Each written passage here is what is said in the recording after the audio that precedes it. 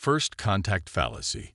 Supreme Commander Vexus stood before the Drakari High Council, his midnight blue scales gleaming under the harsh illumination of the war chamber. 6 pairs of vertical slit eyes from the council members focused on him with predatory intensity. The species calls itself human, Vexus reported, manipulating the holographic display with a clawed hand. Planet designation: Earth. Technology level: rudimentary. They've achieved limited space travel within their own system, possess nuclear capabilities, and have developed basic global communication networks. High Counselor Zeth, the eldest of the Drakari leadership, leaned forward. His ancient scales had faded to a pale gray, but his mind remained sharp as the ceremonial blade at his hip. "What of their military capabilities?" he asked, voice like grinding stone. "Primitive," Vexus replied with a dismissive flick of his tail. "They still fight among themselves over arbitrary territorial boundaries. Their weapons are inefficient. Their tactics are predictable. They've never faced a unified external threat." The hologram shifted to display human anatomy. Fragile-looking creatures with no natural armor, no claws, teeth barely worth mentioning. The Drakari, evolved from apex predators on their homeworld, found the sight almost laughable. "They will make excellent additions to the Dominion," heard Counselor Nerix, her scales rippling with anticipation.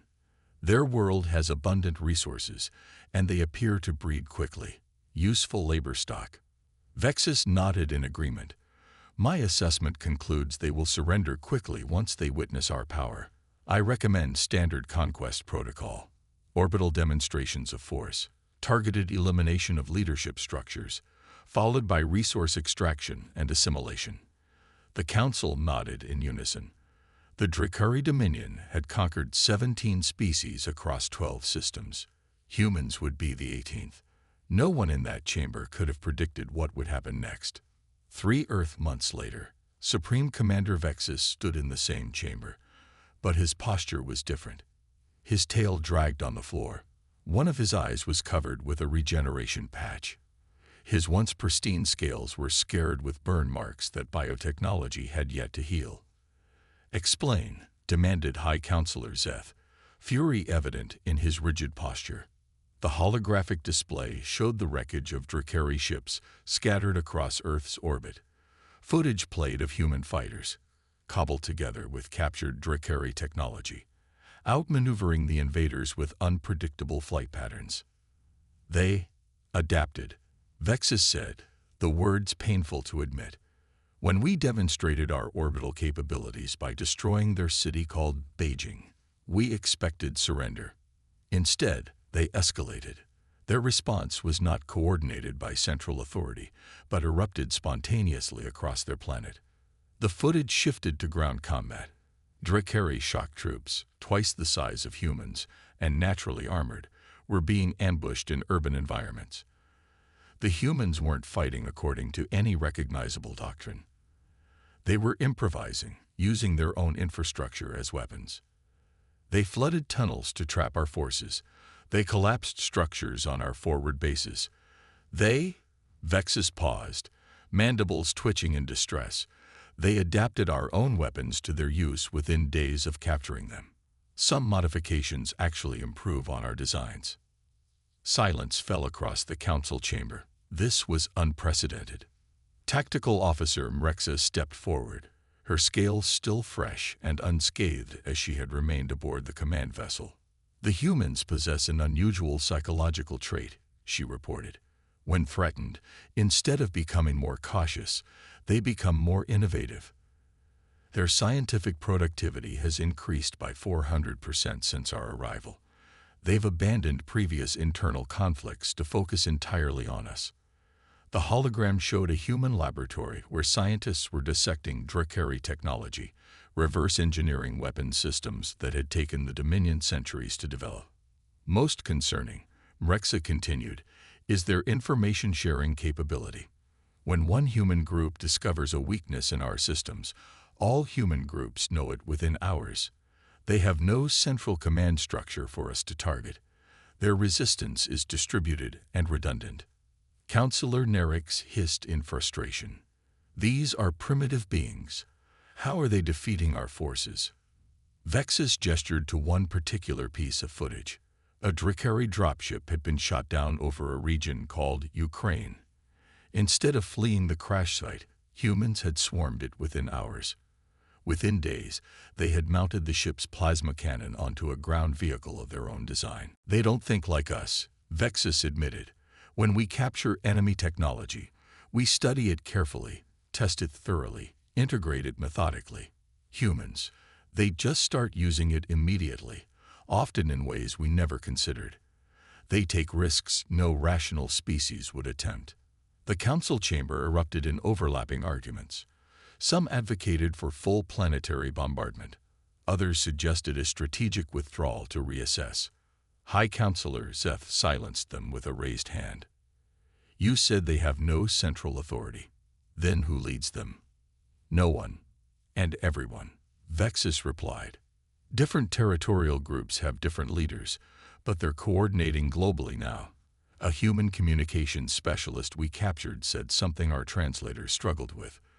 The closest meaning is, Earth is closed for business. Zeth's ancient eyes narrowed.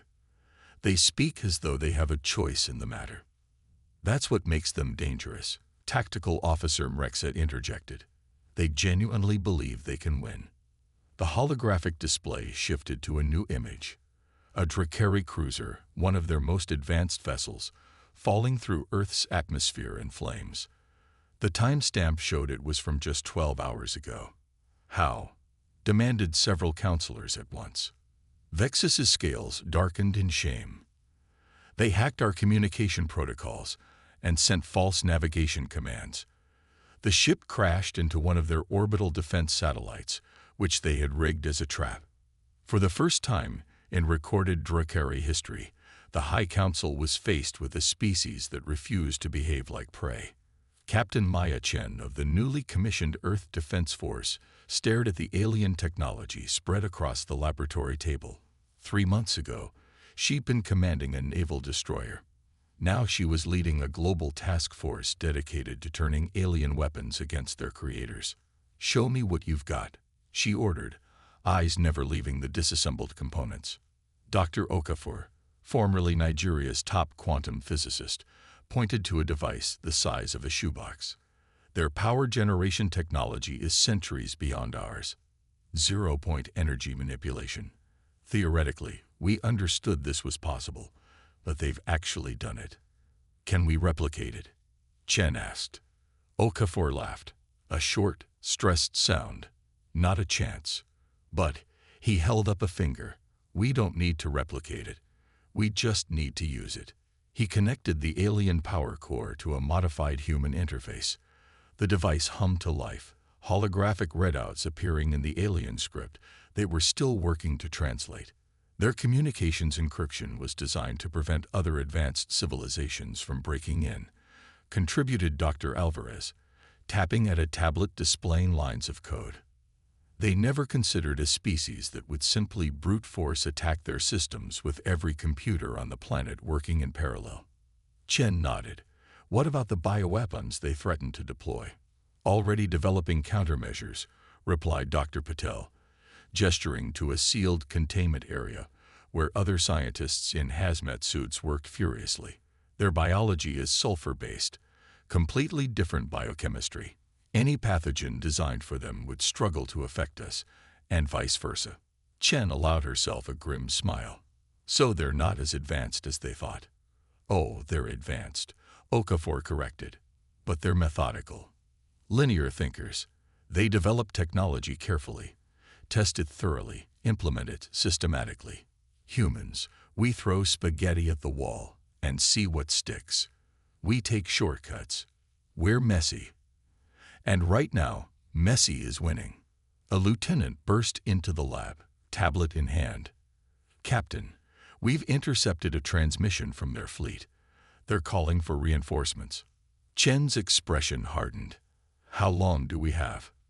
Their FTL communications are near instantaneous, but the nearest reinforcements would be at least 2 weeks out, based on our estimates of their propulsion technology. 2 weeks, Chen repeated. Then we have 2 weeks to prepare a welcome party.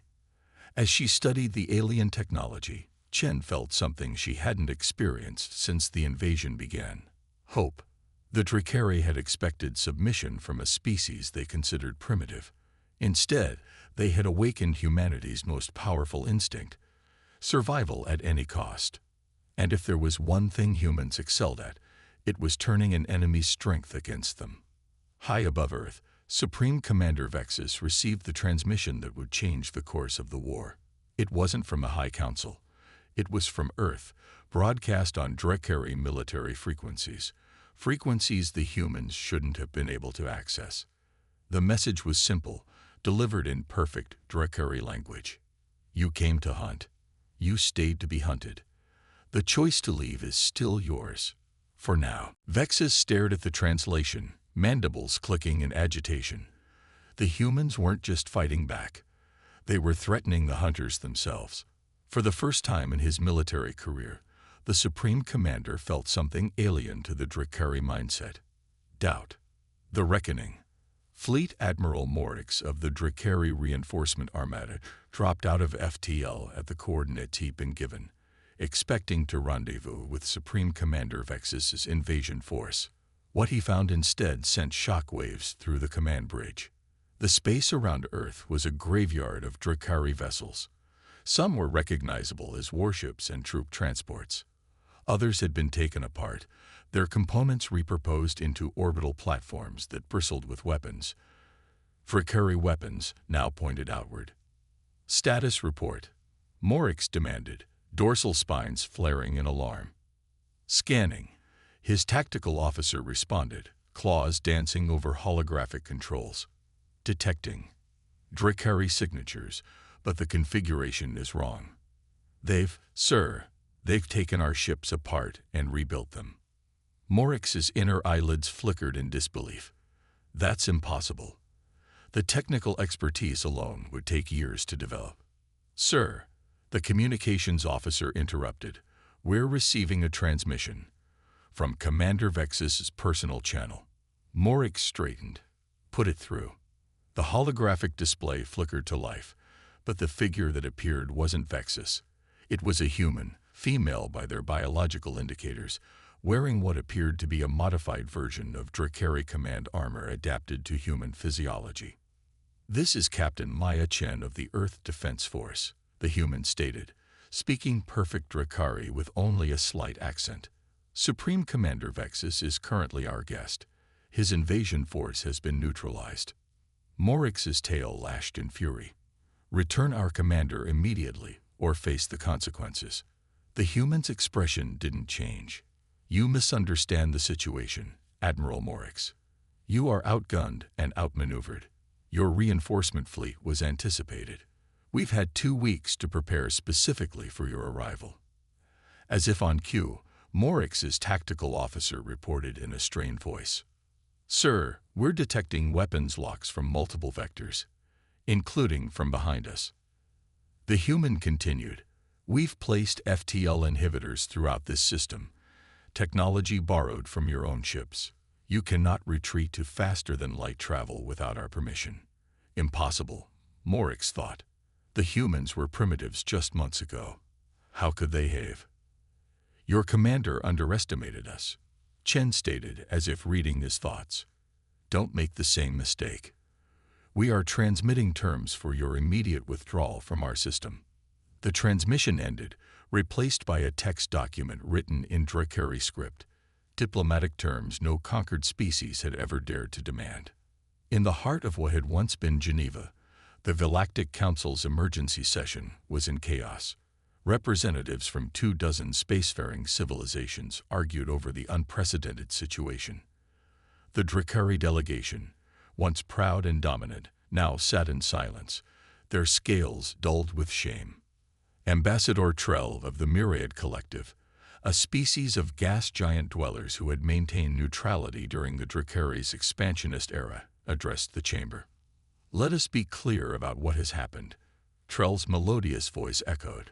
The Drakari Dominion, which has subjugated 17 species across this sector, launched an unprovoked attack on a pre-FTL civilization. Not only did this civilization successfully defend itself, but it has now acquired advanced technology, developed interstellar capabilities, and secured a non-aggression treaty that the Dominion was forced to sign. Murmurs rippled through the chamber. This was unprecedented in galactic history. The Drakari representative, Counselor Nerix, finally spoke. The humans caught us by surprise. Their learning curve defies all known developmental patterns. They accomplished in months what should have taken centuries. And whose fault is that? Challenged the representative from the Solovek Federation, a conquered species that had spent a century under Drakari rule before earning limited autonomy. You gave them access to advanced technology by attacking them with it. High Counselor Zeth, who rarely attended council sessions in person, stepped forward. His ancient form commanded respect even in defeat. We have studied the humans extensively now, he stated. They possess a unique neurological feature, an ability to form novel connections at an accelerated rate under stress. Their cultural practice of innovation is unlike anything we have encountered. When faced with superior technology, they do not worship it or fear it. They immediately ask how they can improve it. Ambassador Trell's light form pulsed thoughtfully. And what of their demands now? All eyes turned to the back of the chamber where, for the first time, a human delegation stood. They were smaller than most species present, physically unimposing, but no one in the room underestimated them anymore. The lead human delegate, Dr. Eleanor Wright, stepped forward. Unlike Captain Chen, who had managed the military response, Wright was a diplomat, chosen to represent Earth's unified nations.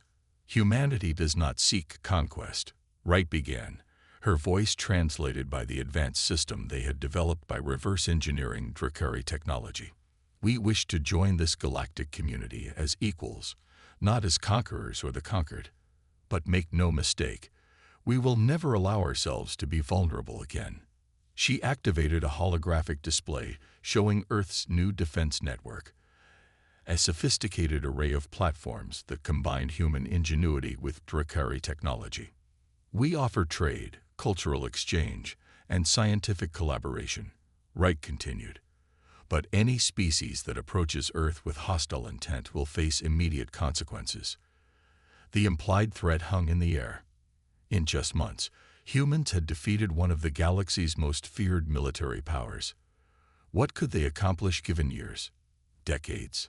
Supreme Commander Vexus, now returned to the Drakari homeworld as part of the treaty arrangements, stood in his private quarters overlooking the capital city.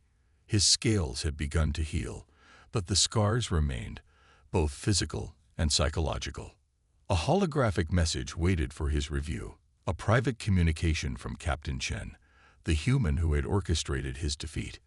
Commander, her recorded image spoke. By now you've returned home and are adjusting to the new reality. I wanted to share something with you that might help your people understand us better. The hologram shifted to show historical images from Earth, humans in primitive clothing hunting creatures much larger than themselves. Humans building shelters in hostile environments. Humans crossing oceans in vessels that seemed impossibly fragile. Throughout our history, we have survived by adaptation. Chen's voice continued over the images. Our planet tested us with ice ages, predators, diseases, natural disasters. We survived not because we were the strongest, but because we were the most adaptable. The images shifted to show the aftermath of the invasion. Humans working alongside each other, former enemies now united, repurposing Drakari technology with remarkable speed. You came to our world expecting to find prey, Chen concluded. Instead, you found a species forged by millions of years of overcoming challenges. We don't just adapt to survive. We thrive on adaptation itself. Remember this, Commander. Humanity doesn't fear the unknown. We run toward it. The message ended, leaving Vexus staring at his own reflection in the darkened display. In it, he saw the face of someone who had learned a costly lesson that the galaxy would not soon forget. Humans weren't prey. They were something far more dangerous, a species that turned every threat into an opportunity. And now, they were among the stars. On Earth, in what had once been a mundane research facility and was now Earth's first interstellar shipyard, Captain Chen watched the construction of humanity's first purpose-built starship. Unlike the cobbled-together vessels they had created from Drakari components, this ship represented something new, a genuine fusion of human ingenuity and alien technology.